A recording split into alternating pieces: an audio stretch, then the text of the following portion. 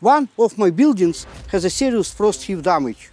The other day I was making rounds checking my fence like I do every spring to see if there are any damage or if anything needs to be fixed when I reached back of it and my stomach dropped. Because one of my cattle outbuildings has its whole back pushed out by the frost heave. As you can see, the whole back of it pushed out by quite a lot. I got a measuring tape, let's jump over the fence, measure it, and also get inside and see what kind of damage we actually got.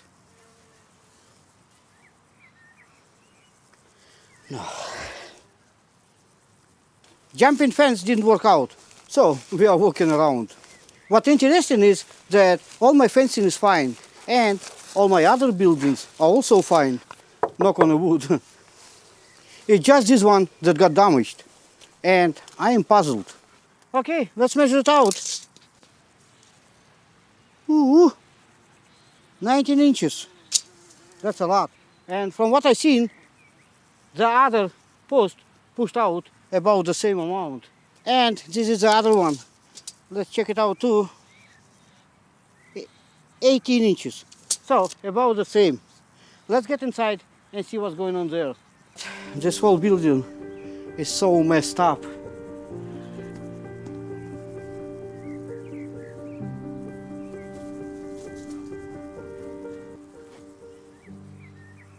But from what I can see, those outside posts, they are on the outside. And I don't see them connected to anything here. Huh, interesting. Except for that middle post, that's the inside. And once again, I don't know. I think it's connected only to a few things on inside. Probably with the nails or something. Yeah, right here I can see nails right here and right here. And here is another look on inside. Just so you can see how skewed the building is.